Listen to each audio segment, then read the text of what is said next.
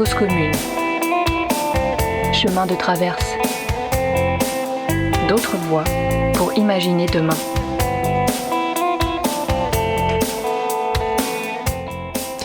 Bonsoir à toutes, bonsoir à tous pour ce 32e épisode de Chemin de traverse d'autres voies pour imaginer demain.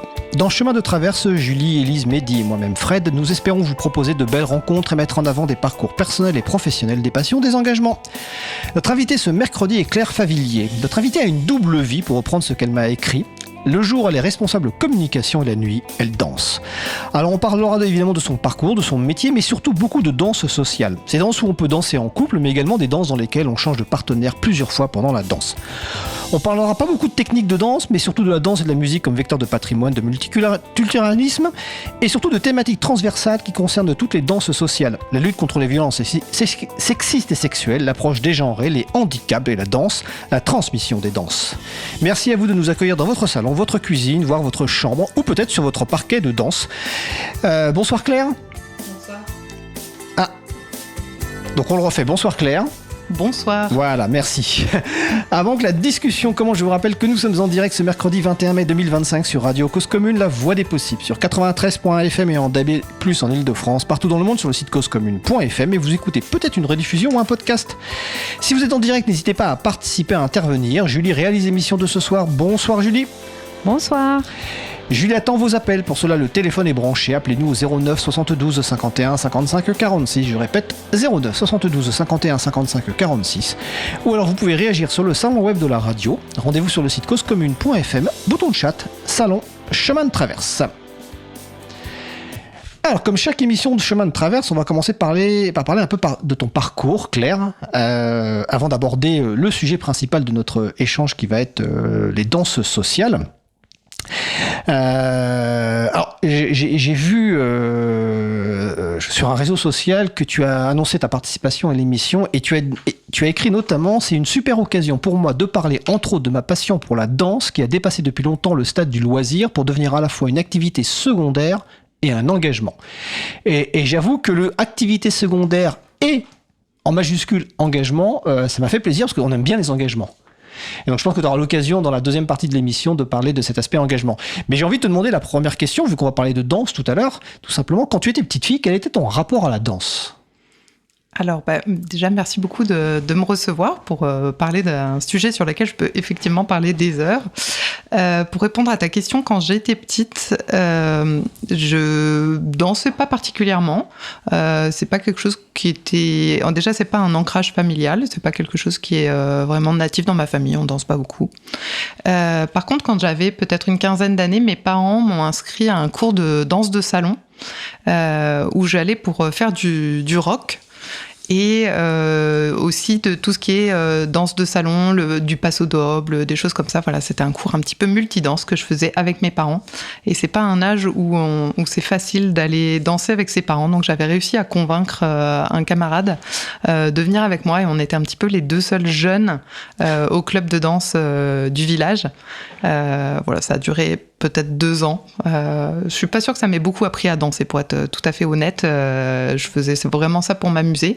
Il m'en reste pas grand-chose à part le souvenir d'y être allée. Et c'est vraiment à l'âge adulte que moi j'ai découvert la danse. D'accord. Quand tu dis village, c'est un petit village ou Oui, c'est un petit village. Moi, je suis originaire d'un petit village près de Grenoble qui s'appelle Jarry, qui a 4000 habitants. Donc, vraiment petit village quand même. Ok.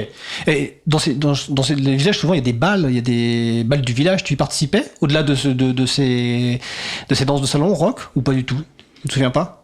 Alors, je me rappelle pas qu'il y ait eu particulièrement des balles de village. Maintenant, j'ai l'impression qu'il y a quand même beaucoup de balles. C'est plutôt les balles du 14 juillet, le bal des pompiers, ce genre de choses. Mais c'est plutôt de la musique, un petit peu de boom, de boîte de nuit. Voilà, j'ai plutôt des souvenirs de danse comme ça, des souvenirs de danse individuelle que vraiment des souvenirs de balles. D'accord. Donc, tu as grandi du côté de Grenoble. Et quelles études tu as fait ? Alors moi j'ai fait, après mon bac, j'ai fait les métiers du livre. J'avais comme envie d'être libraire ou bibliothécaire. D'accord. Donc voilà, j'ai fait ça. Ensuite j'ai fait une licence professionnelle en développement web. C'était vraiment le début des sites web. Il y a un changement entre libraire et développement web. Oui, mais en fait, alors moi c'était dans les années 2000, donc parce que donc là aujourd'hui j'ai 42 ans et à l'époque je faisais des petits sites internet que je codais à la main. J'ai toujours eu une appétence pour l'informatique quand même qui était présente et en fait c'était vraiment le début d'internet. Les gens et notamment les librairies, les bibliothèques, ils voulaient un petit peu leur site internet, mais il n'y avait pas encore, je pense qu'il n'y avait pas encore de société qui faisait ça, ou alors ça coûtait vraiment cher. C'était à l'époque des pages personnelles notamment. Il y avait les clubs internet et compagnie qui permettaient de créer des sites web pour quasiment pas cher en fait, et avec relativement peu de connaissances techniques. Donc c'était ça. Mais en fait les gens, en tout cas dans les entreprises dans lesquelles je faisais par exemple mes stages, ils n'avaient pas trop de sites internet et c'était un truc un peu de jeunes. Peut-être un petit peu comme aujourd'hui on verrait les réseaux sociaux. Maintenant qu'en plus je travaille dans la communication, moi les réseaux sociaux comme TikTok, je laisse ça plutôt à mes alternants parce qu'ils ont l'appétence et le regard, et je pense que c'était ça à l'époque, mais pour les sites internet.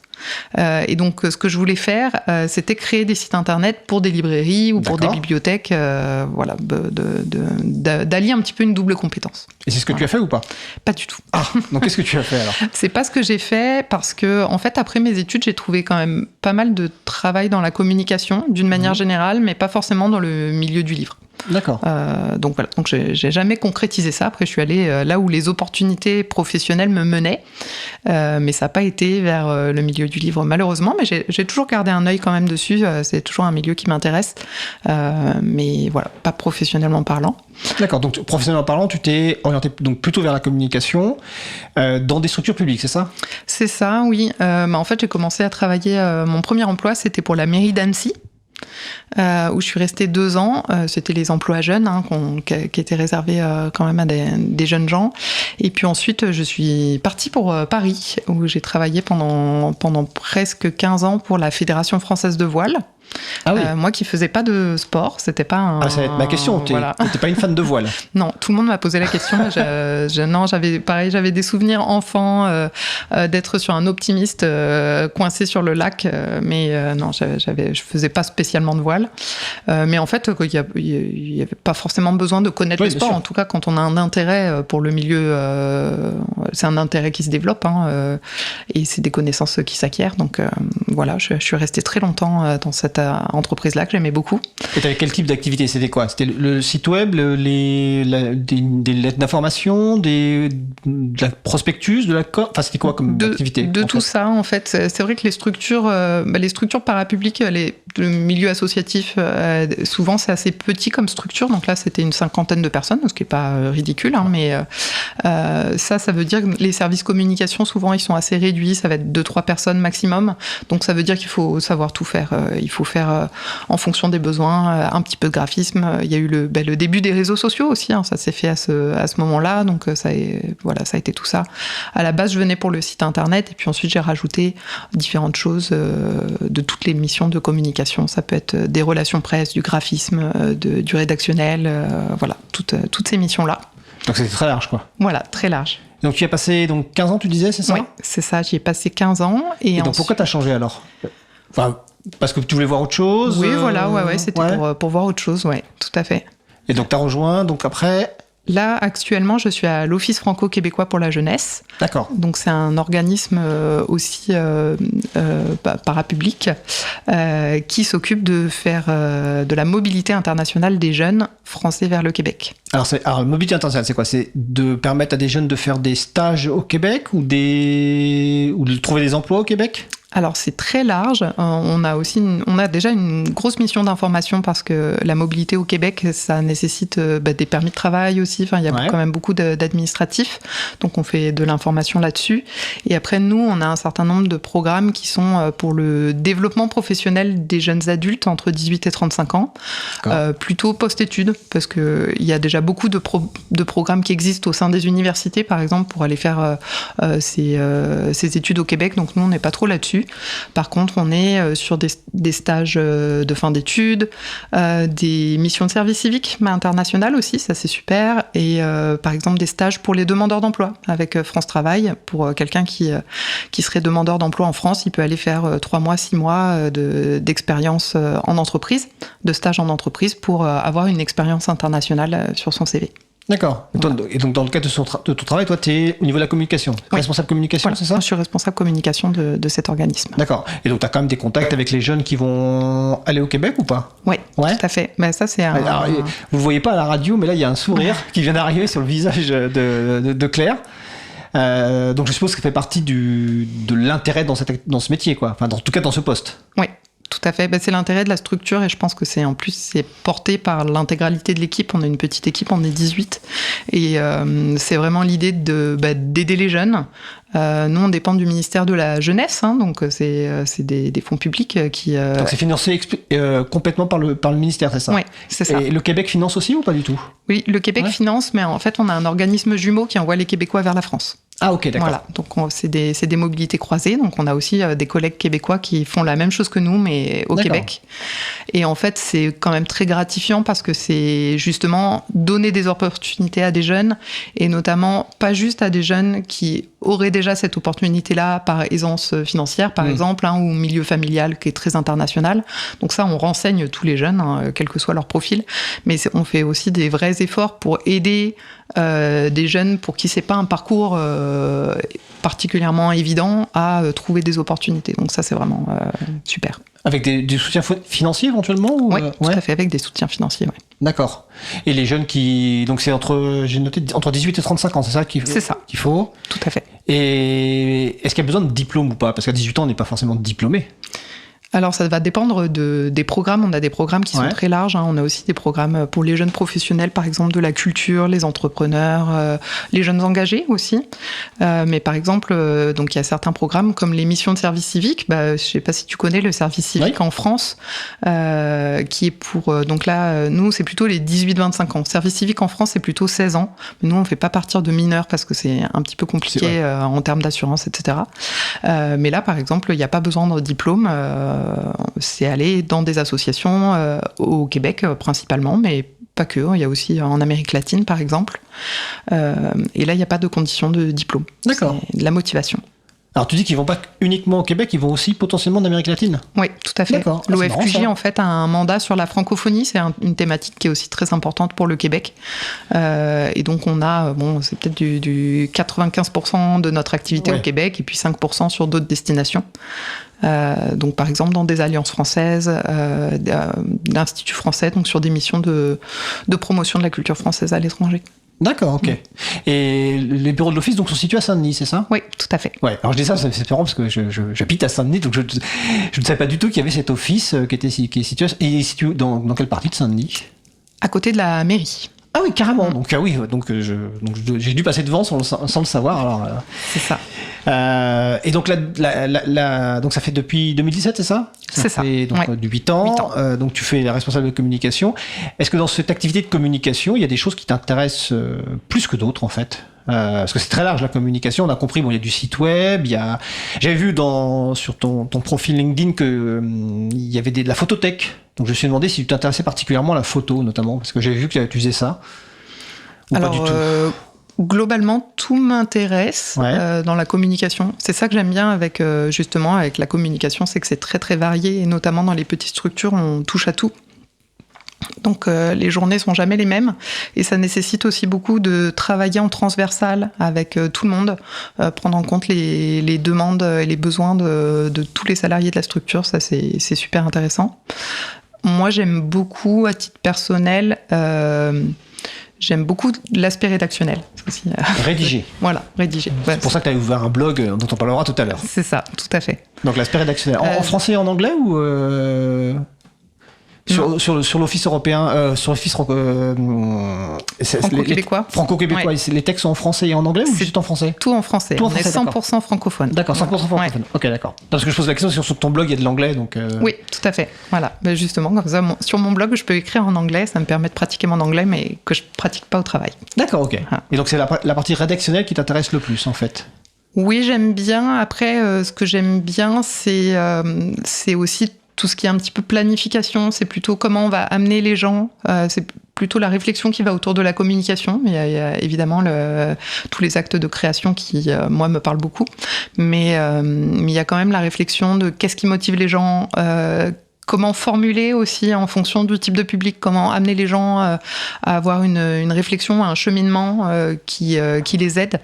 Voilà, c'est ça que je trouve intéressant dans la communication. Et est-ce que l'Office est présent sur des réseaux sociaux? Parce que dans la communication, ce qui a changé radicalement ces dernières années, alors, pour le meilleur et pour le pire, on va dire, c'est un certain nombre de réseaux sociaux. Donc est-ce que l'Office est présente sur des réseaux sociaux et sur lesquels? Et comment ça se passe? Qu'est-ce que ça change pour toi en tant que communicante? Alors, l'Office est présent sur un bon nombre de réseaux sociaux. Il y a les réseaux un petit peu traditionnels, les réseaux qui sont un peu maintenant les réseaux des vieux, Facebook par exemple. Okay, voilà. D'accord. Non, les réseaux qui fonctionnent très bien en ce moment, c'est LinkedIn, puisque nous, on a quand même sur un aspect qui est quand même globalement professionnalisant. Pas que, mais en tout cas qui est assez sérieux pour LinkedIn. Instagram aussi, qui est quand même un média pour les jeunes. Et TikTok, là, en ce moment, c'est vraiment c'est le réseau qu'on a développé en dernier, mais c'est celui sur lequel il y a une marge de progression qui est faramineuse. La capacité de l'algorithme est phénoménale. Et là, pour le coup aussi, ça nous demande, comme les équipes, elles sont pas forcément jeunes. Ça nous nécessite, pour s'adresser à la cible jeune, 18-35 ans, on est quand même obligé d'aller prospecter un petit peu ces réseaux-là, qui sont les réseaux émergents. Alors justement, je me dis, qu'est-ce que vous faites sur TikTok? Alors moi, je connais très peu TikTok, mais ma connaissance en est que c'est des vidéos courtes, où les gens se mettent en scène. Et donc je me dis, qu'est-ce que fait l'Office comme vidéo sur TikTok, en fait? Qu'est-ce que vous faites comme type de vidéo pour attirer les jeunes, pour faire connaître l'Office? Alors ça, c'est des choses que je vois quand même pas mal avec mon alternante, justement, d'avoir un petit peu le point de vue de la jeunesse, parce que pour moi, il y a vraiment s'adresser à la jeunesse, il faut que ce soit aussi les jeunes qui s'adressent à la jeunesse. Pour leur code, en fait. Voilà, c'est ça. Et donc, c'est assez varié. Il y a du contenu qu'on dit trend, donc ça va être justement réutiliser des contenus à la mode. Ah, tendance, ok, d'accord. Voilà. D'accord. Donc, sur certains formats de vidéos, certains sons aussi qu'on va réutiliser, donc sur des vidéos un petit peu humoristiques, sur lesquelles on essaye de mettre un petit peu de Québec. Et puis, il y a des vidéos aussi plus d'informations. Donc, par exemple, donner 3 grands conseils pour faire sa candidature. Quand on veut candidater comme Français au Québec, il n'y a pas c'est pas les mêmes codes culturels vis-à-vis du travail. Donc, voilà, ça peut être des choses comme ça. Ça peut être 3 sites internet pour trouver une colocation. Ça peut être des choses comme ça. Et est-ce que vous jouez sur l'accent québécois et les mots québécois, parce qu'ils sont très forts pour inventer des mots. Est-ce que vous jouez là-dessus dans la communication? Pas tant. Non, on avait une collègue québécoise avec lesquelles on a fait des vidéos quand même de comparaison de certains termes.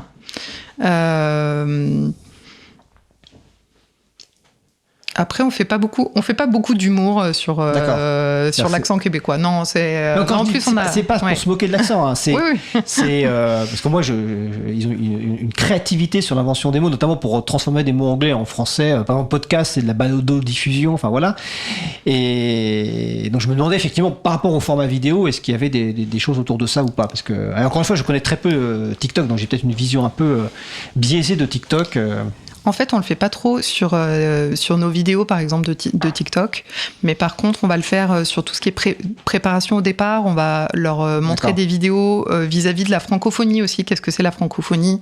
Parce qu'effectivement, parler le français au Québec ou en France, c'est pas la même chose, mais c'est pas la même chose non plus en Afrique, voilà, ou même en Acadie, par exemple, dans d'autres provinces du Canada.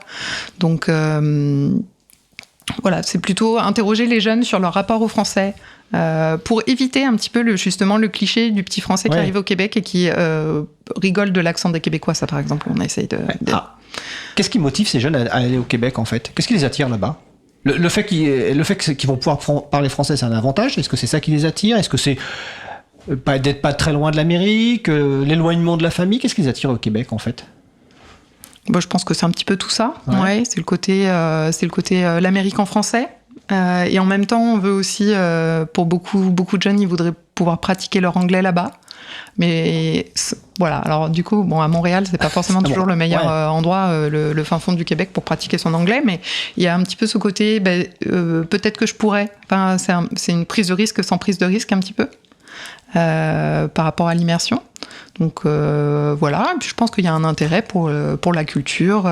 Ils ont une image qui est très positif, mais enfin, de toute façon, c'est un pays qui est super. Les gens sont très accueillants, sont très sympas. Donc, je pense que c'est une image qu'on a en France et qui est une réalité aussi sur place. Donc, oui, voilà, tout à fait.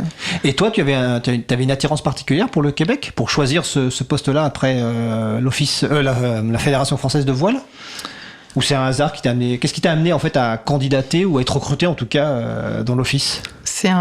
Alors, c'est un hasard, ça s'est présenté et ça s'est fait. Après, il se trouve que moi, j'ai de la famille québécoise.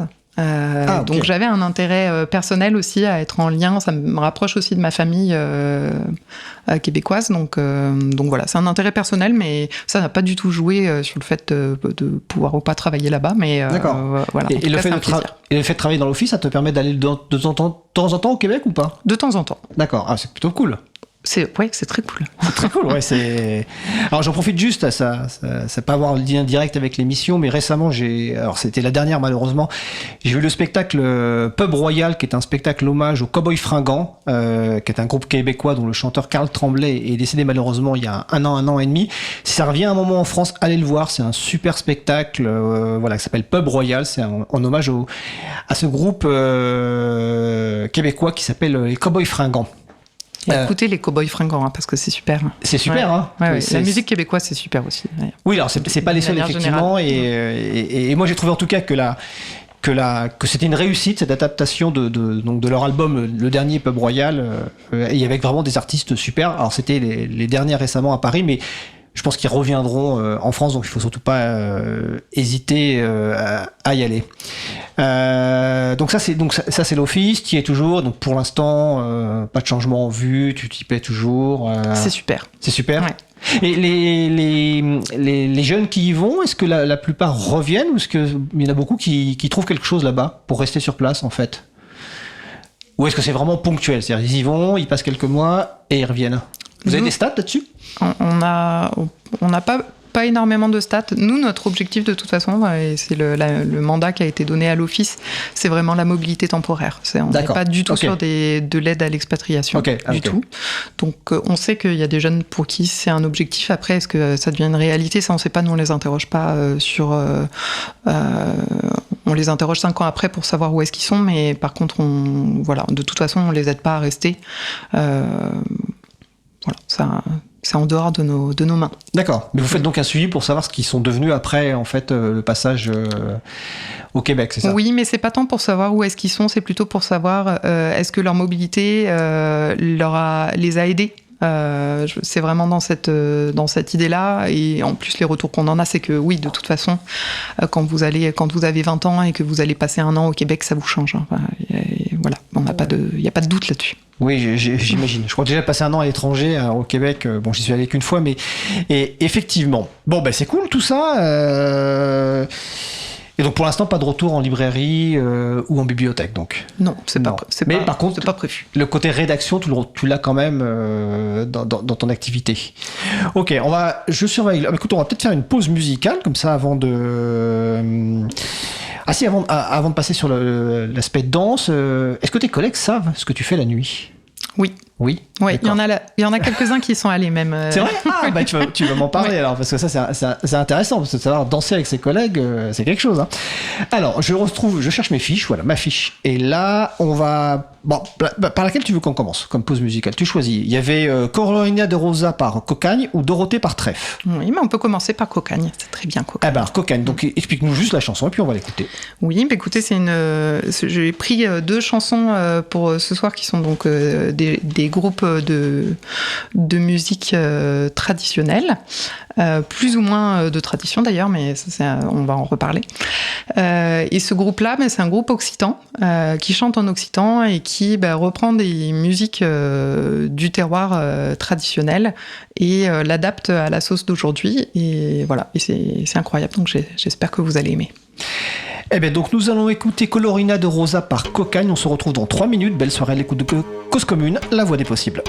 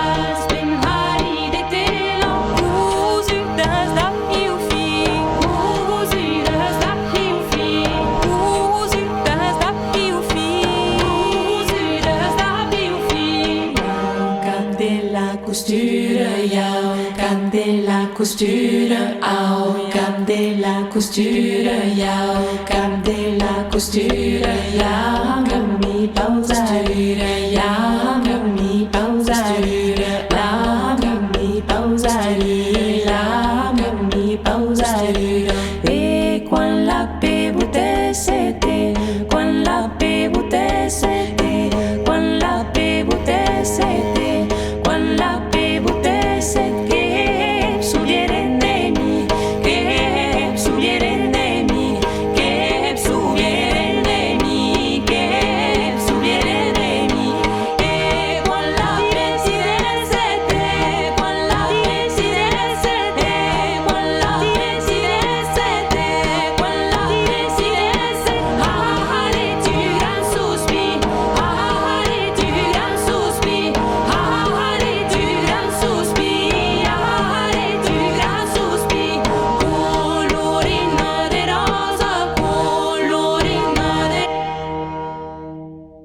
Cause Commune 93.1.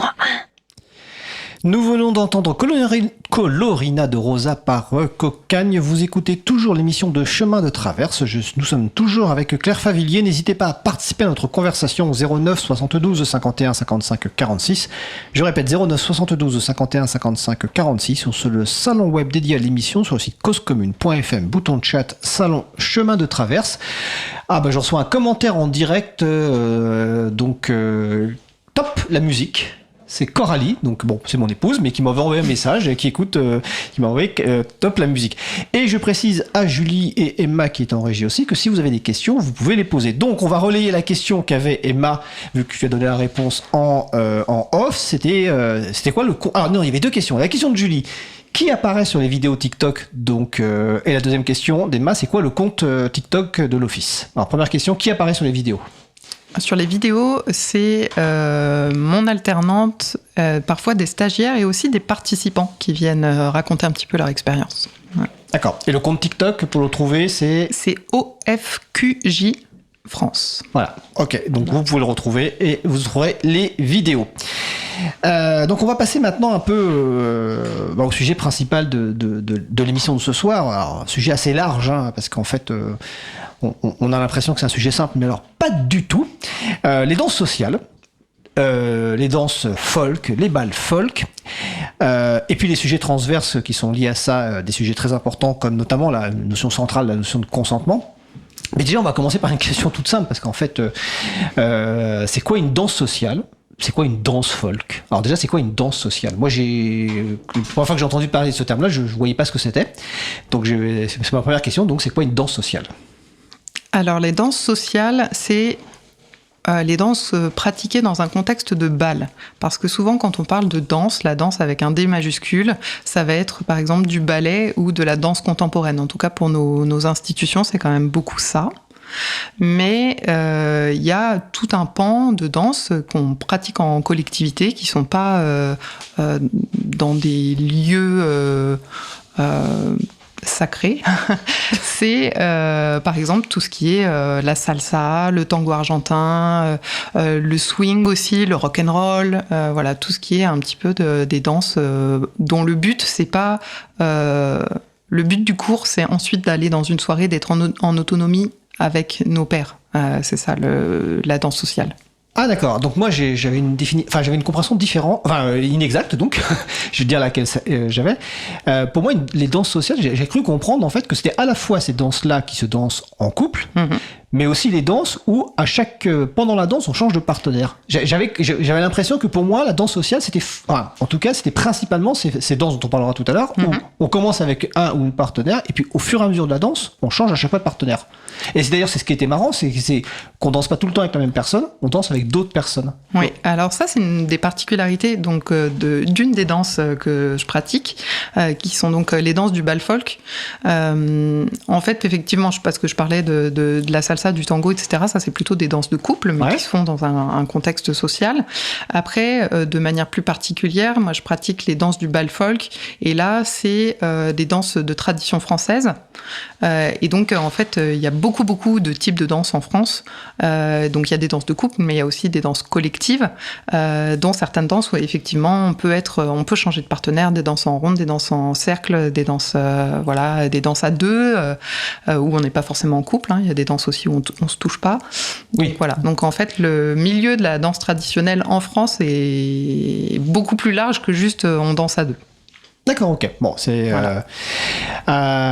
Alors, ton histoire avec la danse, tout à l'heure je t'ai demandé quel était ton lien avec la danse quand tu étais jeune, ton rapport avec la danse, donc tu nous as parlé effectivement de ce cours avec ce garçon que tu avais réussi à entraîner pour éviter d'aller avec tes parents, donc le rock, etc.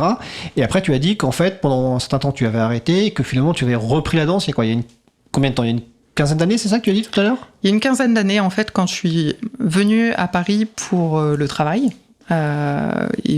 Quand on déménage dans une nouvelle ville, il faut se refaire un lien social. Ouais. Et donc, en fait, j'ai des amis de Paris qui m'avaient proposé d'aller en soirée avec eux.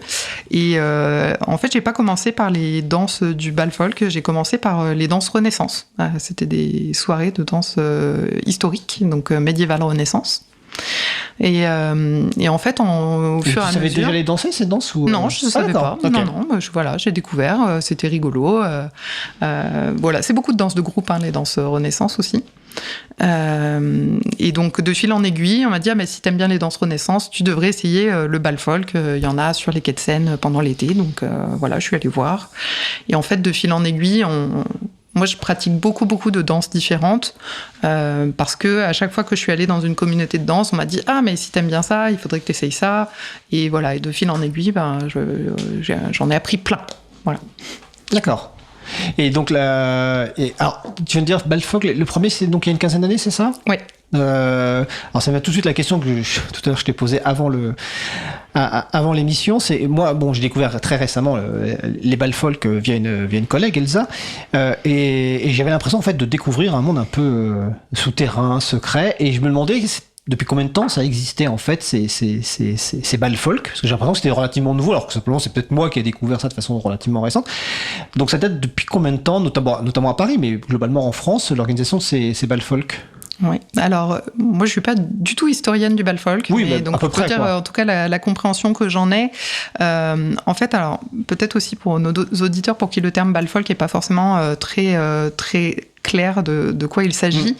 Souvent, quand j'explique ça, je prends l'exemple du fest-noz, en fait, des bals en Bretagne. Souvent, les gens me disent « Ah oui, mais est-ce que tu fais pas la danse avec les petits doigts ?» Avec les petits doigts, voilà. Donc voilà, donc oui, ça en fait partie. Il y a des danses traditionnelles en Bretagne dans lesquelles il y a des petits doigts.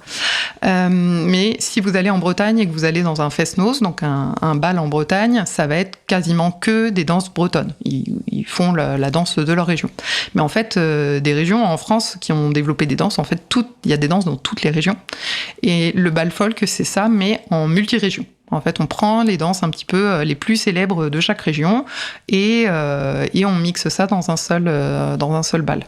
Donc, en fonction des groupes qui viennent jouer de la musique, parce que ça, c'est une des particularités du bal folk, c'est que c'est quasiment tout le temps sur de la musique live, avec des musiciens, qui sont soit des musiciens professionnels, il y a beaucoup de groupes de bal folk, ou sinon, tout simplement, c'est un peu le bœuf des musiciens, c'est les musiciens qui viennent et puis qui animent la soirée. Et donc ça, en fonction de la provenance en fait de ces musiciens, ils vont mettre plus ou moins de leur terroir régional à eux. Voilà. Donc c'est un truc un petit peu généraliste. C'est majoritairement des danses de France, mais ça peut être aussi des danses d'autres nationalités. Moi, j'aime beaucoup les danses portugaises, par exemple. Ça, c'est vraiment très sympa. Les danses italiennes aussi et les danses suédoises. Voilà, ça, c'est mes préférés. Et donc, ça date depuis combien de temps à peu près l'organisation vraiment de... Alors, il y a une question sur le salon, mais je la comprends pas en fait. Il faudrait que tu me précises parce que... Ah, ok, d'accord. Qu'est-ce qu'elles ont de spécial les danses portugaises, on te demande. Ah, qu'est-ce qu'elles ont de spécial ? Pour que tu les apprécies tant. Ouais, elles sont très festives. Voilà. Et quand ça bouge beaucoup, c'est quoi festive? C'est très collectif. Alors, j'ai pas une connaissance très très approfondie, mais en tout cas celle que je connais, c'est beaucoup de danses de groupe, beaucoup de danses, par exemple, où on va justement taper dans les mains, beaucoup de mixeurs, des danses où on va changer de partenaire. Voilà, c'est très drôle. En fait, on s'amuse beaucoup. Voilà. Ah, les mixeurs, c'est donc les danses où on change de partenaire. Ouais. C'est ça? Ah, ok, d'accord. Tout à fait. Très bien. Donc, je reviens à la question. Donc, l'organisation en France et notamment en région parisienne, parce qu'on est écouté en FM en Ile-de-France, mais partout dans le monde, sur Internet. Ça date depuis combien de temps? 20, 30 ans ou plus encore? Alors, plus que ça, en fait, les danses traditionnelles, ça a toujours existé. En France, il y a toujours eu des danses, différentes formes de danse. Il y a notamment la période un peu pré-industrialisation en France où on est plutôt chacun dans sa campagne et on danse les danses de son terroir, c'est pas forcément mélangé. Ouais. Celui qui habite dans le centre France, par exemple, en Auvergne, il danse les danses d'Auvergne, il danse pas les danses... la célèbre bourrée, quoi. Voilà, tout à fait. Par contre, entre les années 30 et les années 70, il y a eu un gros courant de collectage en fait des musiques et des danses. En gros, on s'est rendu compte que le patrimoine oral se perdait puisque tout est en transmission orale. Et par l'exemple aussi, il y a une espèce. Les danses, c'est par mimétisme. Et en fait, tout simplement, si les jeunes partent de la campagne, il y a une transmission qui s'arrête quand les vieux meurent, si je puis dire. Et donc, il y a un certain nombre de personnes en France qui se sont dit qu'il fallait préserver ce patrimoine et qu'il fallait donc le noter et le transmettre. Et le codifier, donc, quelque part, en fait. Quelque part aussi, ouais. Mais donc, ils ont lancé, comme ça, des campagnes un petit peu de sauvegarde dans les années 50, 60, 70. Et en fait, le bal folk moderne qu'on pratique aujourd'hui, il est plutôt issu des années 70. Ouais. Il y a ce qu'ils appellent un revival du bal folk. Probablement, ça n'a pas été non plus un raz-de-marée, mais c'était quelque chose de plus progressif. Il n'y a pas eu un arrêt puis une reprise. Ouais. Apparemment, ça a quand même été plus progressif que ça. Mais en tout cas, la manière moderne dont on pratique en collectif, en mélangeant un petit peu les régions, etc., c'est plutôt les années 70. Voilà. D'accord. Et donc le bal folk, on va essayer que les gens s'imaginent à quoi ça ressemble de nos jours. Alors on va prendre l'exemple parisien parce que on est en Ile-de-France. Donc c'est des danses donc de différentes régions françaises. C'est pas une seule région. Une spécificité, comme tu l'as dit, c'est d'avoir des groupes qui jouent en live. Ça c'est toujours le cas ou des fois il peut y avoir juste une sono qui joue, ou il faut vraiment toujours qu'il y ait un groupe qui joue en live? En tout cas, à Paris, c'est sûr que c'est toujours en live. D'accord. Et je pense plutôt en France aussi, d'une manière générale. Après, je sais qu'à l'étranger, il y a certains pays où ils ont moins accès à des musiciens.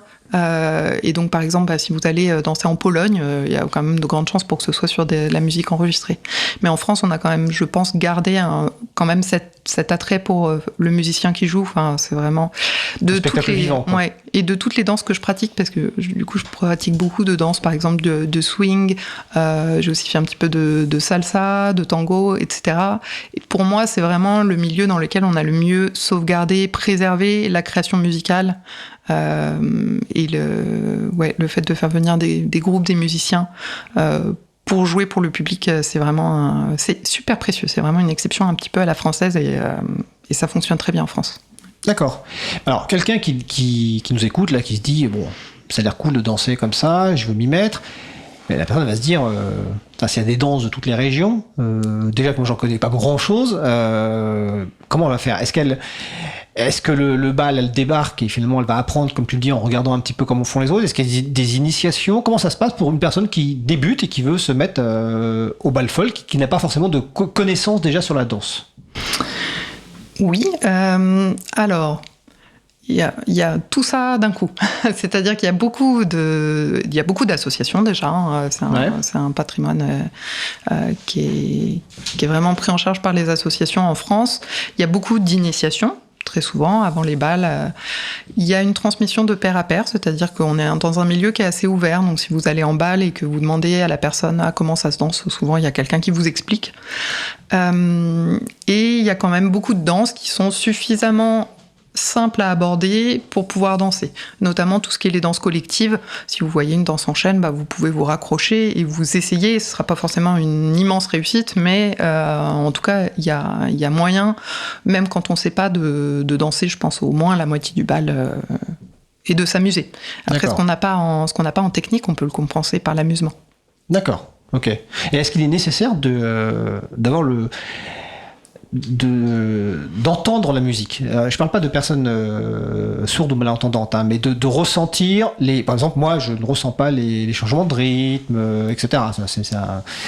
Est-ce que c'est problématique ? Enfin, oui. Ou pas ? Ou finalement, on peut s'en sortir parce que, peut-être, par exemple, en comptant les pas qu'il faut faire, je sais pas... En gros, est-ce que c'est ouvert à tout le monde, finalement, ce genre de bal ? Oui, c'est ouvert à tout le monde. Oui, c'est ouvert à tout le monde. Après, c'est en fait l'avantage du bal folk, c'est que comme c'est à chaque fois des danses différentes, elles sont pas expliquées avant. Hein.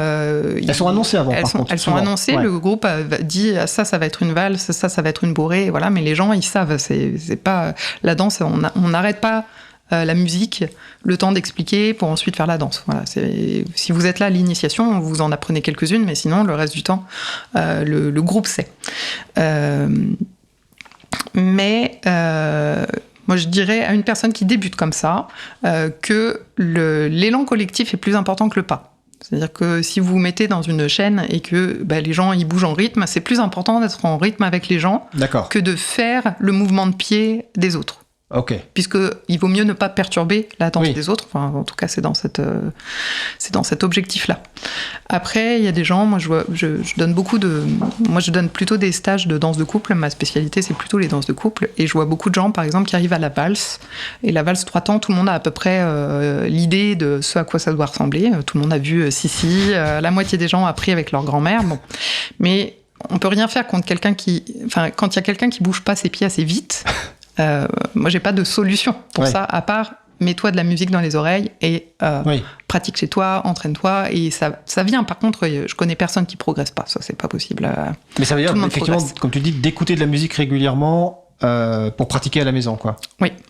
Après, d'une manière générale, toutes les danses, même celles qui sont très accessibles, on aurait tort de penser que tout est facile. Il y a des danses de différentes difficultés, et c'est un des avantages aussi quand même de ce milieu-là, c'est qu'il va y avoir des danses lentes, des danses romantiques, des danses festives, des danses techniques, des danses difficiles, des danses faciles. Voilà, il y a un petit peu toutes les formes, et c'est la variété dont je trouve que c'est une grande qualité, ces danses-là. C'est vraiment toute la variété, tout le panel de danses. Qui peut faire peur aussi au début. Parce que ça peut faire peur, mais c'est un beau challenge. Hein. C'est un beau challenge. Mais tout à l'heure, quand je blaguais sur la bourrée auvergnate, en fait, il y a la bourrée auvergnate, il n'y en a pas qu'une. Oui. Il y en a plein. En fait, il y a bourrée 2 temps, bourrée 3 temps, etc. Oui. Il y a même des ateliers de 2 heures sur la bourrée. Donc, Il en faudrait plus que ça. alors, Même. j'imagine bien, mais ça veut dire que c'est pas forcément ultra simple. Mais par contre, si on prend l'exemple, donc à Paris, notamment d'une des structures, la seule que je connais, vu que c'est la seule à laquelle j'ai été, Paris Bal Folk, ce qui est bien, c'est qu'il y a, lors des bals, de 12h à 13h, il y a 1 heure d'initiation avant le bal qui commence à 14h et qui se finit vers 20h ou 21h, je sais plus. On n'est pas obligé de rester jusqu'au bout. Hein. Mais effectivement, il y a cette partie d'initiation où on apprend 3 ou 4 danses en 1 heure, et surtout les danses qui vont forcément être collectives, qui vont forcément être dansées, dont le célèbre cercle circassien, qui est à peu près dansé à chaque fois et qui est une des danses collectives. Alors je sais pas si c'est une des plus simples, j'en sais rien, mais en tout cas c'est une marrante et qui est dansée tout le temps en fait, c'est ça hein. Oui, elle est très très populaire, donc c'est vrai que quasiment tous les groupes la font. C'est pas obligatoirement. Hein. Si tu vas à un bal où le groupe vient du sud-ouest, c'est possible qu'ils fassent pas de cercle circassien. Okay. Ouais. Mais par contre, quand tu disais tout à l'heure les gens qui arrivent sans l'initiation, il y a quand même quelques règles à connaître. C'est-à-dire que quand on rejoint par exemple un cercle circassien, on le rejoint pas seul, parce que c'est une danse qui se danse à 2 avec changement de partenaire. Donc on rejoint pas un cercle circassien tout seul. Oui. Donc il y a un minimum quand même de règles à connaître en fait. Oui, c'est à ça que ça sert surtout l'initiation. C'est à communiquer un certain nombre de règles sociales, puisque c'est pas forcément inné pour les gens. Et donc moi, je construis mes initiations comme ça, et je sais que je suis pas la seule. Je discute beaucoup avec les autres transmetteurs là-dessus, mais souvent on va faire une danse de groupe où on change de partenaire, parce que ça permet aussi de sensibiliser les gens au fait que, comme les formes elles changent tout le temps, si tu vois que les gens ils rejoignent la danse avec un partenaire, c'est que toi aussi t'en faut un. C'est une logique, mais bon, des fois pour les gens ça l'est pas forcément. Ils ont besoin qu'on leur verbalise ça. Comment on fait pour s'inviter? Moi, je fais aussi tout le temps une danse de couple du bal folk. Là aussi, et c'est quand même souvent les mêmes qui reviennent. Moi, je prends les plus simples, mais ça permet de parler de la posture. Moi, c'est plutôt une danse qui s'appelle la Scottish. Ah oui, voilà. J'aime bien. Et par exemple, je transmets pas la valse en initiation parce que les gens me disent « Ah, mais moi, je sais déjà la danser puisque je la danse avec ma grand-mère. » Voilà. Donc généralement, je leur montre pas la valse, je leur montre une qu'ils connaîtraient pas.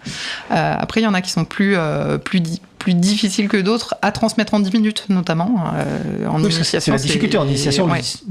Paris Bal Folk, c'est 1 heure et ils transmettent, la personne transmet entre 3 ou 4 danses, donc c'est pas forcément, c'est les bases qui sont transmises, quoi. Ouais, parce qu'en plus, à Paris Bal Folk, on parle aussi du contexte culturel quand même. Il y a quand même cette idée que c'est pas juste vous arrivez en place pour une danse, on va quand même vous expliquer d'où est-ce que viennent ces danses, pourquoi on les danse comme ça, etc. Et puis, ça va être aussi souvent une danse, par exemple, une danse collective sur laquelle il faut faire attention aux lignes de danse, faire attention sur les pas de recul. Enfin voilà, on en profite aussi pour expliquer qu'est-ce que c'est. Il y a un sens du bal aussi sur les danses de couple. On voudrait que les gens circulent, que le bal circule. Donc ça va être expliquer un petit peu aux gens, comment on fait et comment je fais si on est dans une danse de groupe et puis que tout d'un coup je perds mon partenaire, comment je fais pour raccrocher, ou si il faut qu'on soit 4 dans une danse, mais moi je suis tout seul, comment je fais pour trouver 3 autres partenaires. On donne des trucs et astuces sur l'aspect social, en plus des pas. Il y a des codes.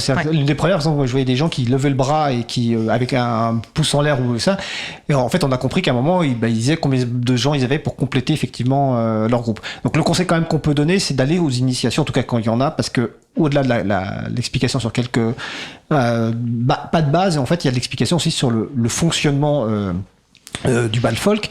Alors il y a un point notamment essentiel dans le bal folk, et t'allais en parler un petit peu, c'est l'invitation, c'est le consentement, c'est-à-dire que on n'est pas obligé d'aller en bal folk en couple, on peut y aller seul, il y a des gens qui y vont seuls, et on peut se faire inviter à danser, et on peut inviter à danser.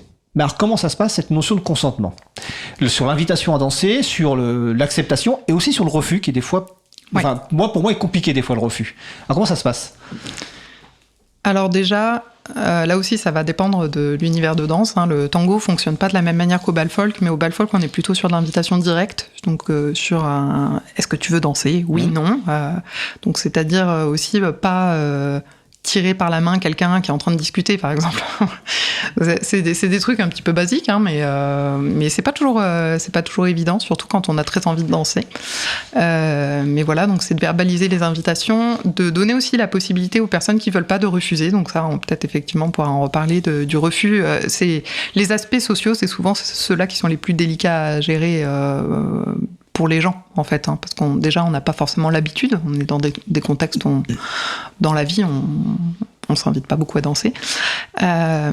Et donc aussi, comment ne pas vexer la personne, hein, quand même beaucoup peur des interactions. Question concrète, comment on fait ? Est-ce si on n'a pas envie, pour quelle que soit la raison, est-ce qu'il vaut mieux donner une raison, la vraie raison, une fausse raison, ou simplement dire non ? C'est comment on fait pour ne pas non plus vexer la personne qui vous invite ? Comment on fait ? Est-ce qu'il y a une règle ou est-ce qu'il y a des conseils ? Moi, j'ai beaucoup réfléchi, donc effectivement, j'ai des préconisations que je donne quand je suis en bal. C'est potentiellement de ne pas s'obliger à donner de raison. Et notamment, ne pas donner de fausses raisons. Parce que souvent, les gens ils disent « Ah non, je suis fatigué ». En fait, ils sont pas fatigués. Ouais. Et si quelqu'un d'autre vient les inviter derrière, ils se disent « Ah, j'ai dit à la personne que j'étais fatigué, je peux plus danser ». Non. Donc de ne pas donner de fausses raisons. Par contre, là où moi j'essaie de sensibiliser les gens, c'est plutôt à la manière dont on le dit. C'est pas tant ce qu'on dit, c'est surtout les gens qui vous regardent pas, qui disent non. Bon, c'est là que l'ego de la personne elle prend un coup. Donc c'est plutôt de dire non, d'être le plus sincère possible en fait, hein, et d'essayer de signifier à la personne que c'est pas elle, mais que à ce moment-là on n'a pas envie de danser.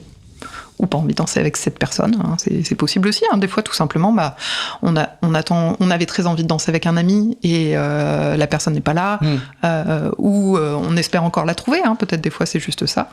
Donc pour moi c'est vraiment la sincérité, et aussi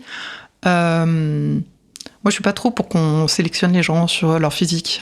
Quelqu'un dit j'ai pas été accepté parce que j'étais pas assez beau, pas assez bon danseur. Peut-être on m'accepte pas parce que je suis trop débutant. Donc voilà, moi j'ai tendance à dire aussi que il faut aussi dire oui. Alors faut pas se forcer à dire oui, mais par contre voilà, faut aussi faire jouer le côté du collectif. Tout le monde a envie de danser, donc voilà, on se pose la question est-ce que au moment où on m'invite, est-ce que je ferais pas le geste aussi pour la personne? Oui. Voilà. D'accord. Et si c'est non, c'est non. Mais voilà, pour que ce soit pris de manière gracieuse, il faut le dire de manière bienveillante. Voilà, c'est ce que je veux dire. D'accord. Alors, il y a une question sur ça, mais je crois qu'on y a répondu. Donc, c'était, faut-il absolument venir avec un partenaire ou une partenaire pour danser ? Non, il y a des gens qui viennent seuls à la fois à l'initiation et puis après au bal. Alors, quand on parle d'invitation et danse, on pense aussi tout de suite à la question de genre, parce que historiquement, je sais rien, historiquement je sais pas, mais en tout cas, c'est souvent les hommes qui invitent, et c'est souvent les hommes qui mènent la danse. Oui. Et j'ai remarqué que dans le bal folk, en tout cas ceux que j'ai pu assister, qu'il y a une tentative assez forte pour justement mettre un terme à ça, pour dégenrer le bal, les danses, donc à la fois sur l'invitation et aussi sur le fait de mener. C'est pas forcément les hommes qui vont mener. Alors ça se passe comment en fait comment ça se passe en explication, et finalement qu'est-ce que ça change par rapport au bal en fait Alors c'est pour ça que je disais que ma pratique de danse elle est très engagée, parce que moi je milite beaucoup sur ces questions-là. Déjà je milite beaucoup donc pour qu'il y ait un consentement dans l'invitation, mais en fait le consentement il s'arrête pas au moment de l'invitation. C'est-à-dire c'est pas juste la personne elle m'a dit oui donc du coup elle a consenti. Enfin voilà, c'est comme dans tous les rapports de la vie, on peut aussi changer d'avis après coup. Pour moi le consentement ça va avec est-ce que tu veux danser, ça va avec quel rôle est-ce que tu veux faire dans la danse, est-ce que tu veux guider, est-ce que tu veux suivre, voilà, on essaie de trouver un accord. Ensuite, il y a est-ce que, sur les danses de couple notamment, est-ce que tu es confortable, est-ce que, voilà, la distance aussi peut-être la distance, voilà, ça peut être confortable la distance, ça peut être confortable la posture aussi, hein, parce que quelqu'un qui lève trop les bras, après 5 minutes de danse, vous avez mal à l'épaule. Donc voilà, ça peut être aussi des gens qui ont déjà mal quelque part, hein. Peut-être, des fois il y a des gens aussi qui ont, on en reparlera, mais il y a des gens qui ont des handicaps, voilà, après, donc c'est de faire attention. Et puis voilà aussi derrière, c'est dans la danse, peut-être que derrière il y aura trop de monde sur le parquet, que la personne aura trop chaud, sera pas à l'aise. Donc là aussi, voilà, le consentement, il va vraiment jusqu'au bout de la danse sur tous les aspects. Et effectivement, En tout cas, moi, dans ma pratique de danse, j'apprends tout en double rôle. Toutes les danses que j'ai fait, que ce soit du bal folk, du tango, du swing, j'ai appris les 2 rôles à chaque fois. Déjà parce qu'il y a beaucoup de danses où il y a une plus grande majorité de femmes, quand même, qui viennent. Les femmes, elles n'ont pas trop de problèmes à danser entre elles. Hein. Souvent, il y a un moment, en fait, j'ai envie de danser, il y a pas d'homme. Moi, j'aime pas, personnellement, hein, j'aime pas devoir attendre... un homme, et encore moins un homme qui m'invite. En fait, tu veux pas dépendre d'un homme. Voilà. Ouais. Et surtout quand il y a autant de femmes qui dansent très bien et qui sont là et on est toutes là à attendre. Bon, ça n'a pas d'intérêt. Donc, je pense qu'à un moment, effectivement, je sais que moi, j'arrive à guider, à suivre. Là, c'est vraiment indépendant l'un de l'autre. J'ai du plaisir dans les deux. Autant de plaisir dans les deux. J'aime beaucoup guider, et guider des femmes aussi, hein, et guider des hommes, ça me pose pas de problème.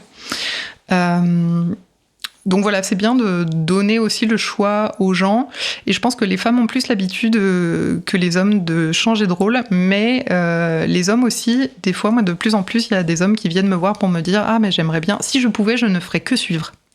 Ouais. Mais c'est pas possible aujourd'hui dans un bal pour un homme qui ne voudrait pas guider. Socialement, c'est très compliqué. Ah, socialement, tu veux dire, d'accord. Ouais. De trouver assez de partenaires déjà qui acceptent de changer de rôle ou d'hommes qui acceptent de guider d'autres hommes aussi. Hein. Je pense que voilà, c'est pas une situation facile pour les hommes qui veulent suivre. Ouais. Mais il y en a de plus en plus. Le bal folk, c'est un assez bon milieu pour ça. Je pense que c'est quand même de plus en plus admis. C'est pas parfait, mais voilà, c'est de plus en plus. Est-ce que c'est un milieu bienveillant ? Plus bienveillant que d'autres types de danse parce qu'après on va parler de VSS, de violence sexiste et sexuelle. Donc est-ce que c'est un milieu qui est... On a l'impression très honnêtement y aller que c'est que des gens sympas. Mais bon, on sait très bien quand même qu'il faut se méfier des gens qui ont l'air sympas. Donc est-ce que c'est un milieu qui est bienveillant ou comme tous les autres milieux finalement Oui, mais c'est dans tous les milieux, il y a des gens très sympas, il y a des gens moins sympas. Mais oui, si, je trouve que c'est un... Moi, en fait, ce que j'aime bien avec le bal folk, surtout, c'est que c'est intergénérationnel. C'est-à-dire que la variété des danses fait qu'il y a des personnes très âgées qui peuvent le pratiquer. Il y a vraiment toutes les tranches d'âge. Il y a des gens qui vont au bal avec leurs enfants aussi. Donc il peut y avoir aussi des jeunes. Il peut y avoir des ados. Et c'est pas toujours le cas. Par exemple, si vous allez au tango argentin, il y a quand même c'est pas tout à fait la même tranche d'âge. Et si vous allez au swing, au Lindy Hop par exemple, c'est plutôt l'inverse. Il y a plutôt beaucoup de jeunes. C'est des danses qui sont très physiques. Et donc parce que le ratio de jeunes est plus élevé dans ces danses-là, et c'est plus difficile. Au tango argentin, moi, je ne croise pas de famille, par exemple. Donc, voilà. Oui, c'est vrai que ça avait l'air très intergénérationnel, effectivement.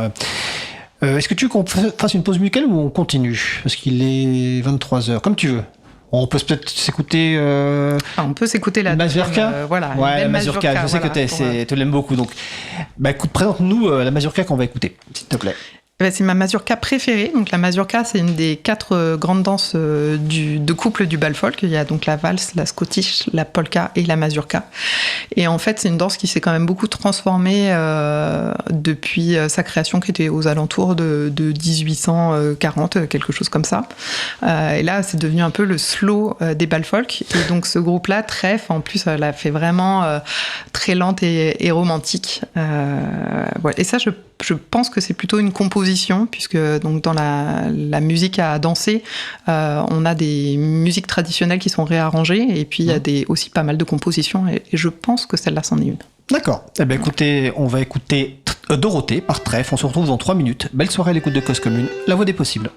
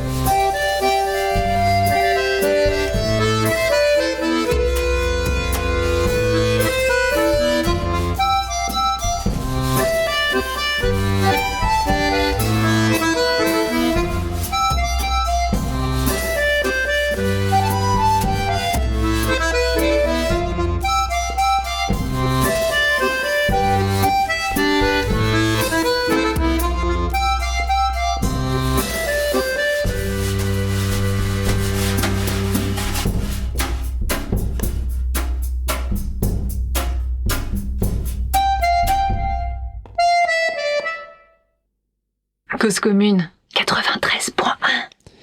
Donc nous venons d'écouter une mazurka, la mazurka préférée de Claire Favillier. Donc c'était le groupe Trèfle qui nous a fait Dorothée. Alors nous sommes toujours donc avec Claire Favillier, nous parlons toujours de danse sociale. Nous attaquons la dernière demi-heure de l'émission qui va filer très vite, comme dans certaines danses où ça file très vite. Là c'était assez tranquille.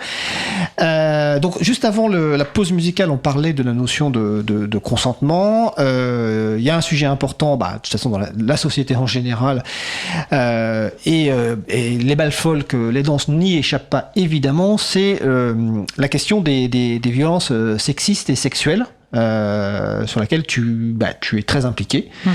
Donc tout à l'heure je te demandais si les bals folk étaient plus bienveillants ou autres que d'autres environnements, d'autres structures. Bon, je suppose qu'il y a des problèmes de violences sexistes et sexuelles aussi dans les bals folk. C'est le reflet de la société, donc oui, il y en a comme partout. Il y en a pas plus qu'ailleurs, mais il y en a, voilà, pas moi non plus. Ouais, il y en a un petit peu. Je pense que le milieu du bal folk, c'est quand même un milieu dans lequel les organisateurs de bal commencent à prendre de plus en plus la mesure de ça, de faire notamment de la prévention. Ça, c'est le plus important quand même, la prévention, plutôt que de... Après, il y a de l'écoute des victimes, mais malheureusement, dans ces cas-là, c'est toujours un petit peu tard. Mais en tout cas, ça commence par rappeler aux gens les règles d'interaction. C'est pas neutre d'aller au bal, d'aller danser. Il y a les proximités en fait des corps, et en plus, c'est pas des choses dont on va avoir beaucoup l'habitude, parce qu'on a l'habitude par exemple de faire un câlin à ses parents, mais par exemple de prendre une personne dans les bras pendant 5 minutes d'affilée pour danser, c'est pas quelque chose qu'on rencontre facilement dans le quotidien. Donc c'est toujours bien d'avoir un petit peu un rappel quand même. C'est pour ça une bonne posture par exemple, ça c'est pour éviter tout problème, évidemment, il faut avoir une bonne posture de danse, comme on parlait de consentement au moment de l'invitation, mais on se met d'accord sur un certain nombre de choses. Alors, quand tu parles de la posture, c'est aussi la distance entre les deux partenaires, plus ou moins proche. Oui, parce que quand tu parles de corps, effectivement, on peut danser serré ou pas serré, en fait. Oui, il faut se mettre d'accord. Il faut se mettre d'accord, et puis il faut voir la posture. Pour moi, c'est aussi où est-ce qu'on place ses mains, où est-ce que c'est potentiellement problématique. Par exemple, quand, je sais pas si les auditeurs à la radio, c'est difficile sans montrer, mais par exemple, quand on est en position de danse moderne, on va mettre la main, le guideur va mettre sa main sur l'épaule du partenaire, mais il faut aller jusqu'à l'épaule, parce qu'il y a des gens, des fois, ils vont sur l'aisselle. Et là, ça peut être gênant.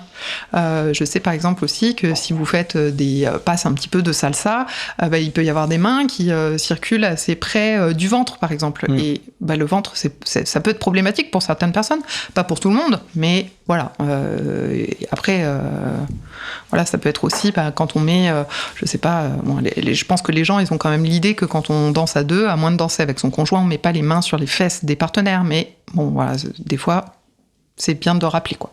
Oui, puis c'est vrai qu'en plus dans des bals folk, si on vient avec une partenaire ou un partenaire et qu'on danse avec, c'est son partenaire, on a l'habitude. Mais dans les bals folk, on va danser aussi avec des personnes qu'on ne connaît pas, en fait. Oui.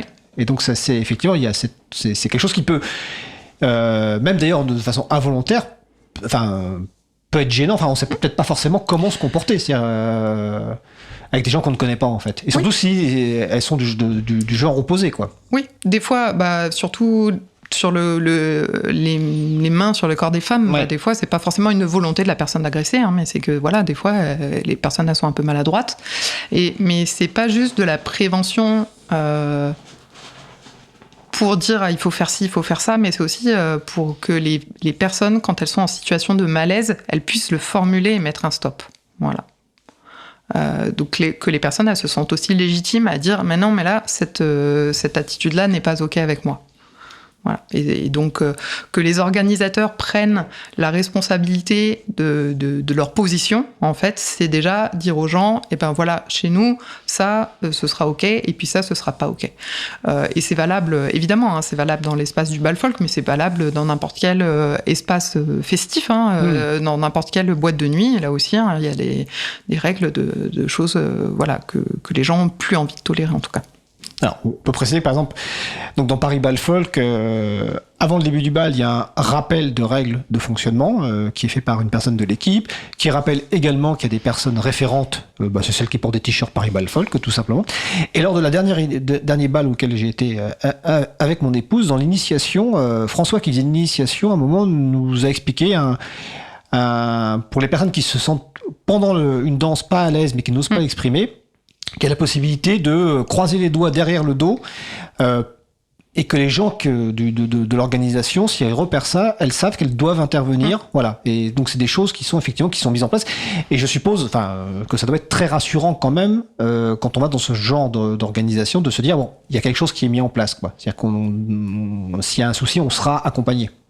Oui, on essaye en tout cas, mais moi je fais partie de beaucoup de groupes aussi, pas juste sur Paris, mais de groupes qui réfléchissent à ça. Donc c'est des personnes bénévoles, il y a des associations aussi qui existent pour trouver les différents moyens. Alors est-ce que ça va être justement de faire un affichage, de mettre un poster dans les toilettes? Est-ce que c'est d'envoyer une charte à tout le monde au moment où la personne elle prend son billet? Est-ce que ça va être une prise de parole? Est-ce que ça va être... Il y a des festivals où il y a des petits stands aussi avec de la documentation.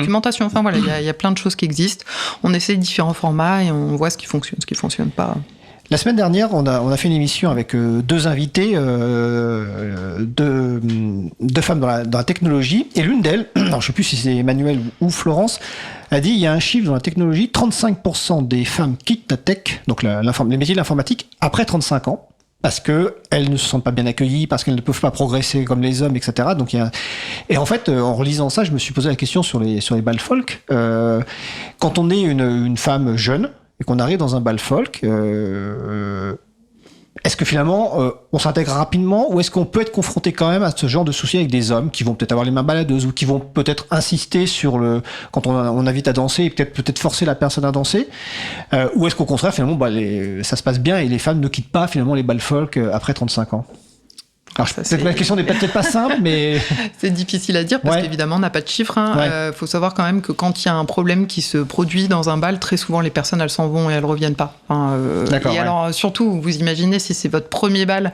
Si c'est votre premier bal que vous avez 16 ans ou 20 ans et que à votre première interaction avec quelqu'un, ça se passe pas bien, évidemment, vous revenez pas le lendemain.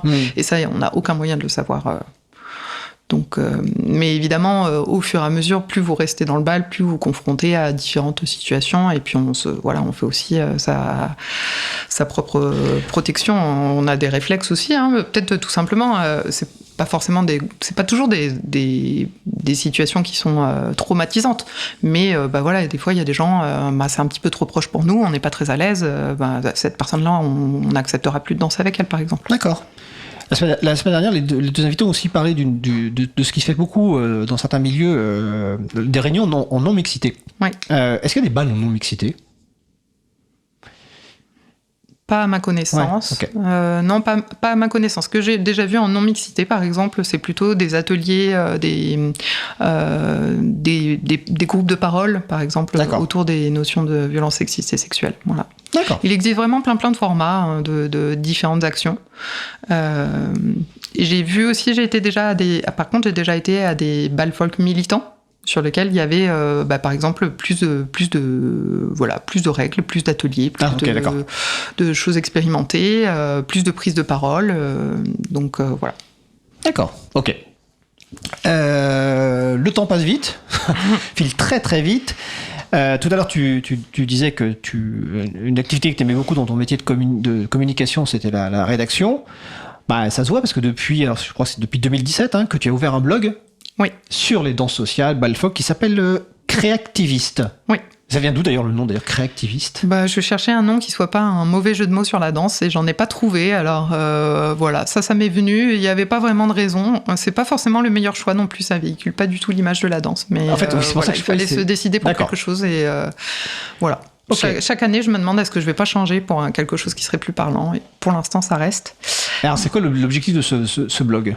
En fait, déjà, je commençais ce blog parce que j'arrivais pas à trouver de la lecture. en fait, hein, très souvent, mais ça, c'est les gens qui écrivent, ils écrivent les choses qu'ils auraient envie de lire et qu'ils ne voient pas. Et notamment, je voyais pas de format blog et je voyais rien en langue française. J'en connaissais un ou deux en anglais sur la danse, mais rien en français. Et ce que je comprenais pas, moi, à titre personnel, c'était pourquoi on ne se parlait pas entre différentes danses sur des thématiques qui sont communes. Donc il y a par exemple les violences sexistes et sexuelles, mais des trucs, il y a des fois aussi des trucs un peu bêtes. Hein. Par exemple, les gens ils disent qu'est-ce que t'as comme chaussures de danse ?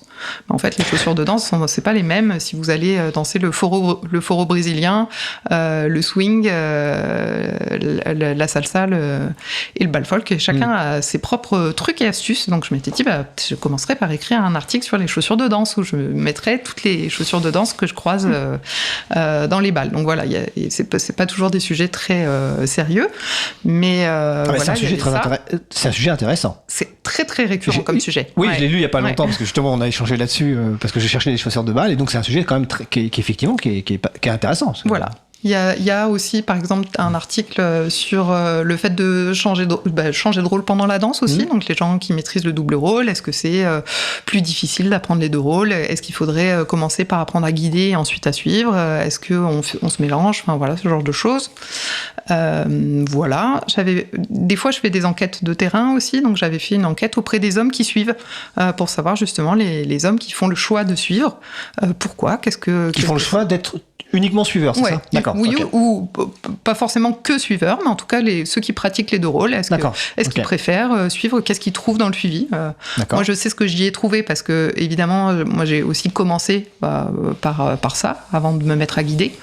Mais donc voilà, c'est qu'est-ce que les hommes y trouvent ? Est-ce qu'il y a des difficultés aussi quand on a envie de changer de rôle Alors qu'est-ce qu'ils y trouvent majoritairement ? Tu te souviens ? Le fait d'être guidé, en fait. Oui, ils y trouvent. Est-ce qu'il y avait quelque chose qui ressortait particulièrement ? Oui, alors, mais c'est surtout des choses qui ressortaient pas. Moi, c'est ça qui m'a étonnée, parce que ils disent il y a des trucs genre le sentiment d'abandon, le choses comme ça. Bon, en fait, surtout ce qui m'étonnait moi dans ce questionnaire, c'était un questionnaire toute danse, hein, donc il pouvait y avoir aussi des danseurs d'autres danses, pas juste le bal folk, mais il y avait cette idée que les hommes, quand ils changent de rôle, ils demandent à des femmes de les guider. Et donc, ils ont beaucoup de refus, parce que les femmes, quand tu demandes sur un parquet à quelqu'un, la femme, peut-être qu'elle ne guide pas, elle. Et aussi parce que, et ça n'a jamais été soulevé, le fait qu'il y a une différence souvent de taille et de poids. Donc, si vous demandez à une femme d'1m60 et de 50 kg de guider un homme d'1m80 et de 90 kg, et qui ne sait pas suivre, il y a une difficulté, donc voilà. Ça c'est mon plus grand étonnement. Il a plutôt été là. Oui, parce que pour être dans le rôle de suiveur, il faut un certain laisser aller en fait. Il faut pas s'abandonner, mais il faut se laisser porter finalement par la personne, par l'autre. Voilà, c'est ce qui peut être compliqué. Souvent c'est un peu trop d'abandon. Voilà, il y a un peu trop d'abandon de la personne. Il y a beaucoup de gens qui pensent que suivre c'est juste se laisser faire et se laisser tracter. Et c'est pas ça suivre. Et à l'inverse, mener c'est très technique. Je vais prendre juste un exemple. Récemment, on a fait un atelier de danse de couple avec mon épouse, dont tu étais là avec Florian, je crois, c'est ça ? Oui. Et après une polka où je me sentais pas très très bien, Florian qui vient me voir, il me montre des trucs, puis à un moment il me dit tiens on va danser ensemble, donc on danse. Et puis à un moment il a mené, mais j'ai cru pas valser, mais ça a été super vite. Et en fait je sais pas ce qu'il a fait pour tout d'un coup que je me mette dans ce mouvement-là, quoi. J'ai l'impression qu'il a rien fait, alors qu'en fait il a fait quelque chose, quoi. Donc il y a une technique, quoi, en fait. Ouais. Il y a des techniques des deux côtés, hein. Oui, sans doute. Oui. Mais j'étais en tout cas très impressionné par cette capacité à mener tout d'un coup, D'accord, ok. Enquête, avant d'oublier, parce que justement, là, t'en as une en cours sur un autre point important dans le bal et d'ailleurs dans la société en général, c'est le handicap. Oui. Ça fait très longtemps que je voulais aborder le sujet de la danse et du handicap, mais j'osais pas le faire parce que moi je suis pas en situation de handicap, donc c'est pas un vécu que j'ai, c'est une grande interrogation que j'ai, mais j'avais aussi très peur d'utiliser par exemple les mauvais termes, etc. Mais j'ai fini par demander aussi à des amies danseuses. J'ai une amie qui est ergothérapeute et une autre qui est donc une danseuse sourde, et je leur ai demandé de m'accompagner là-dessus sur les questions qui nous sembleraient pertinentes. Et en fait, l'approche, c'est que on croise des personnes qui sont en situation de handicap. Dans le bal, il y a des gens qui vont danser, des danseurs et danseuses, et qui s'adaptent ou qui adaptent leur handicap, je ne sais pas trop comment le dire, mais en fait, malgré le manque d'accessibilité des lieux. Et donc l'idée, c'était de leur dire qu'est-ce que vous faites, à quelles difficultés vous êtes confrontés, quelles sont les stratégies que vous mettez en place pour contourner ça, et comment on pourrait mieux adapter les lieux de danse, que ce soit les cours de danse, mais aussi surtout les bals. Et donc plutôt dans l'idée de comment on pourrait mieux adapter le bal grand public d'aujourd'hui, qui soit plus accessible pour des personnes en situation de handicap. Et est-ce que c'est pertinent ou pas d'avoir des bals adaptés qui seraient que pour ce type de public?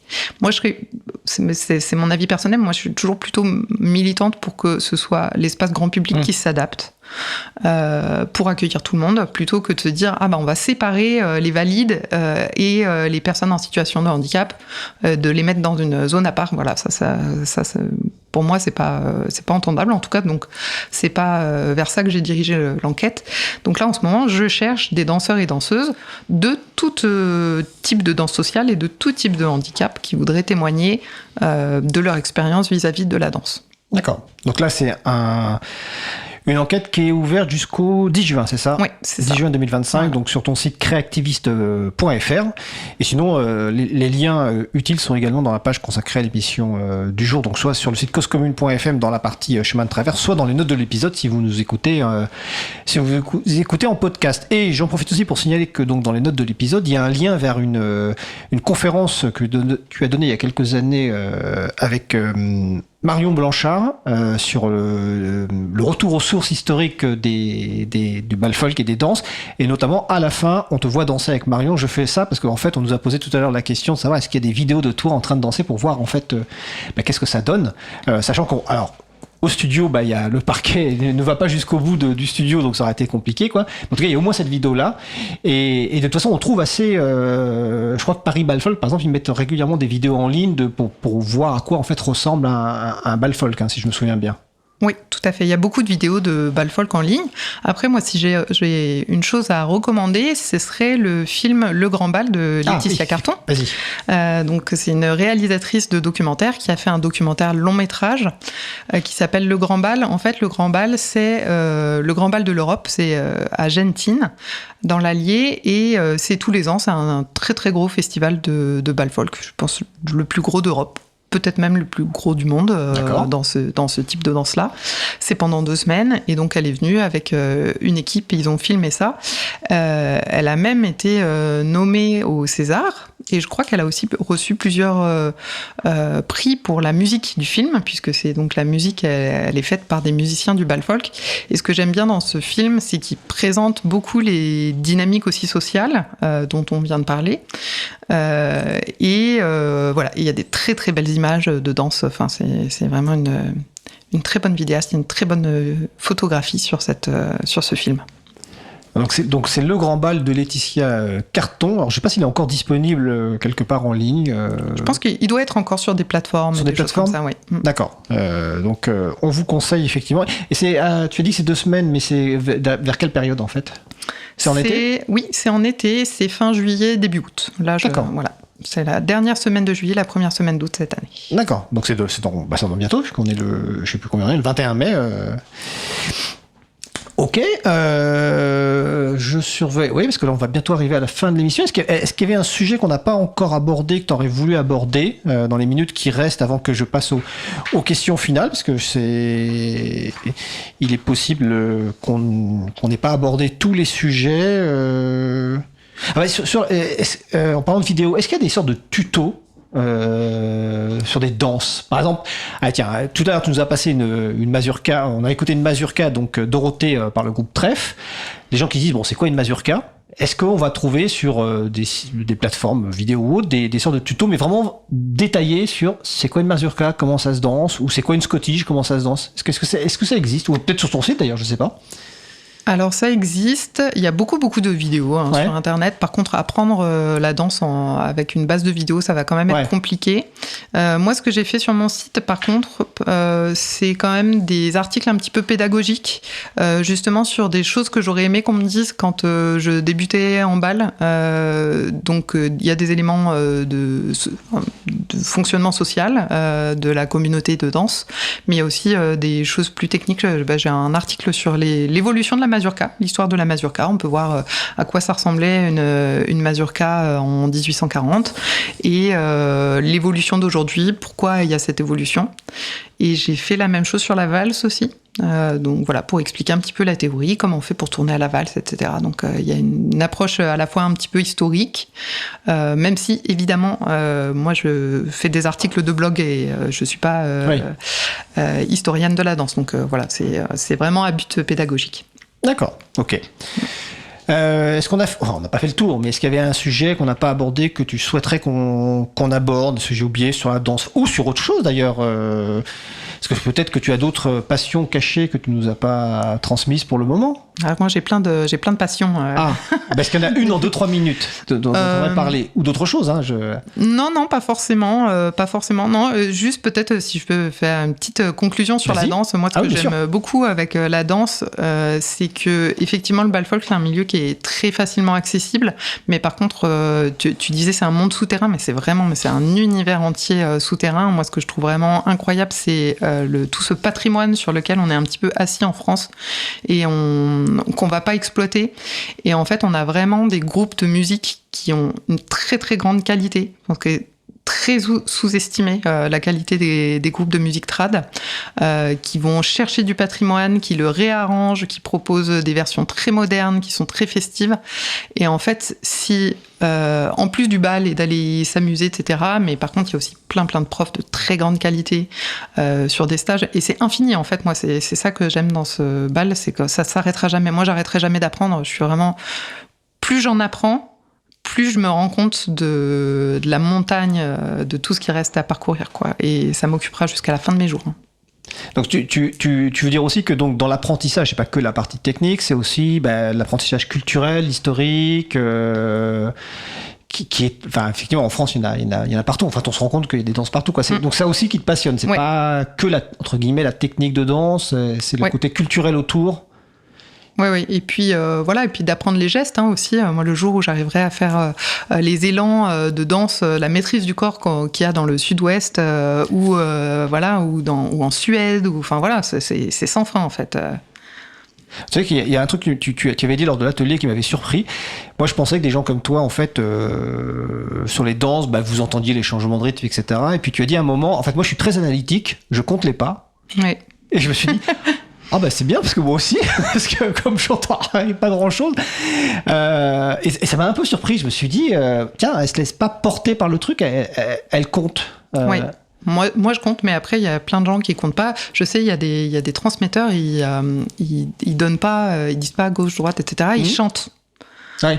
Ils font juste la rythmique et les gens comprennent. Ça me fascine. Je ne saurais pas le faire. D'accord.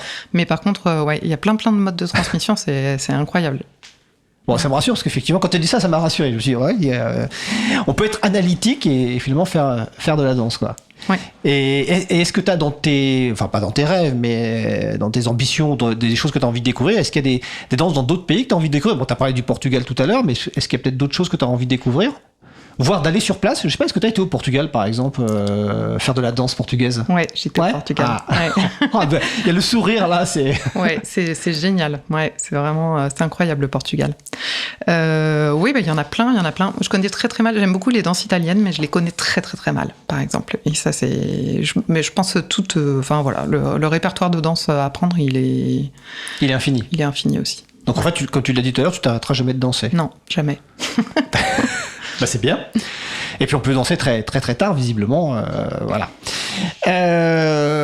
Écoute, on va passer aux questions de fin. Alors je rappelle aux personnes qui nous écoutent que les questions de fin, je les envoie à l'avance quand même aux personnes pour pas qu'elles aient totalement à improviser, parce que c'est pas forcément évident. On va commencer par est-ce que tu as envie de partager quelque chose qui t'a émerveillé, fait du bien dernièrement? Oui. Donc là, plutôt revenir sur le début de l'émission quand je parlais de mon travail. Donc moi, j'aime beaucoup mon travail. Et il y a une chose que j'aime beaucoup, c'est aller aux préparations au départ des volontaires en service civique qui vont partir pendant 1 an à l'autre bout du monde. Ils sont partagés entre la peur que ça y est, ils vont partir, et comment ça va se passer, de vivre à 7000 km de son papa et de sa maman. Et en même temps, ils sont, eux, émerveillés du fait que ça y est, ça devient concret. Ils ont vraiment la lumière au fond des yeux, de se dire vraiment, ce qui va se passer, ça va être incroyable. Et moi, je sais que ça va être incroyable, puisque je vois aussi ceux qui reviennent. Et en fait, donc moi, je m'émerveille de les voir émerveillés. C'est plutôt ça. Et à chaque fois, je me dis qu'il faut pas perdre ça, cette espèce d'émerveillement de quand t'as 22 ans et que t'as un projet de vie qui va te changer. Et je me dis, il faut tendre vers ça, quel que soit notre âge. Donc voilà, ça me permet de me maintenir dans l'axe d'aller toujours à la recherche de nouvelles choses. D'accord. Deuxième question, si tu avais la possibilité de parler à ton toi quand tu avais 10-15 ans, que lui dirais-tu ou quel conseil lui donnerais-tu ? Alors là, à 15 ans, moi j'avais quand même pas mal de passions bizarres. Moi j'aimais bien les mangas, j'aimais bien le dessin, j'aimais bien plein de choses différentes et qui n'étaient pas toujours mainstream. Et je me disais, mais toi t'es un peu bizarre. Toi et tes amis, vous êtes un peu le groupe des gens bizarres. Et je savais pas comment faire pour être autrement, mais en fait, il n'y a pas besoin d'être autrement. J'en parlais avec une amie, je crois que c'est l'humoriste Paul Mirabel, je sais pas si tu vois qui c'est, qui disait que tout ce qu'on lui a critiqué dans son attitude et dans sa corporalité, c'est les choses qui font sa force aujourd'hui. Ce qui fait son succès aujourd'hui. Ouais. Et je pense que c'est vraiment ça. Donc à mon moi de 15 ans, je dirais ne t'embarrasse pas avec les histoires de popularité. Il faut cultiver les goûts qu'on a. Et ça fait notre saveur et notre sel. D'accord. Troisième et dernière question. As-tu le sentiment d'être à ta place aujourd'hui ? Alors soit là ce soir, soit plus globalement dans ta vie. Oui, en tout cas j'ai pas de regrets sur là où j'en suis dans ma vie. Je sais pas si je suis à ma place parce qu'il y a toujours une nouvelle place quelque part qui nous attend, donc je suis pas contre les changements. Par contre, pas du tout de regrets sur là où je suis. Je suis très heureuse, donc plutôt oui. D'accord, c'est cool. Écoute, merci Claire. Merci d'avoir passé ce temps avec nous. Donc on entend le générique de fin, l'émission se termine. Merci à vous donc auditrices et auditeurs de nous avoir écoutés. N'hésitez pas à réagir, à donner votre avis, poser des questions, faire des suggestions. Un formulaire de contact est disponible sur la page de l'émission sur le site causecommune.fm. Nous espérons que cette émission vous a touché, inspiré, convaincu. Si c'est le cas, vous pouvez la faire vivre en parlant ou en la partageant avec au moins une personne. Vous pouvez vous abonner au podcast, à la lettre d'actu de l'émission. Les infos sont sur le site causecommune.fm. Aidez-nous à mieux vous connaître et améliorer l'émission en répondant à notre questionnaire dans la page de l'émission sur le site causecommune.fm ou dans les notes de l'émission si vous nous écoutez en podcast. Il y a un lien vers un questionnaire en 3 minutes max. Vos réponses au questionnaire nous sont très précieuses pour nous. Et de votre côté, ce questionnaire est une occasion de nous faire des retours. Chemin de Traverse est en direct tous les mercredis à 22h sur Cause Commune 93.1 FM et en DAB+, en Ile-de-France, partout dans le monde sur causecommune.fm. Julie, Mehdi, Élise et moi-même, nous avons le grand plaisir de participer à cette belle aventure que représente Cause Commune, radio associative, la voix des possibles. Même si toutes les personnes qui interviennent sur les émissions sont bénévoles, la radio a besoin de soutien financier pour payer notamment les frais matériels, le loyer du studio, la diffusion sur la bande FM, les serveurs. Donc nous vous encourageons à faire aider la radio si vous le pouvez en faisant un don sur le site causecommune.fm ou tout simplement faites connaître la radio auprès de vous. Chaque premier vendredi du mois, la radio organise une soirée radio ouverte, donc l'occasion pour vous de venir au studio pour rencontrer les équipes, pour découvrir le studio. Donc la prochaine soirée aura lieu vendredi 6 juin 2025 à partir de 19h30. L'adresse du studio, 22 rue Bernard Dimet, dans le 18e arrondissement de Paris.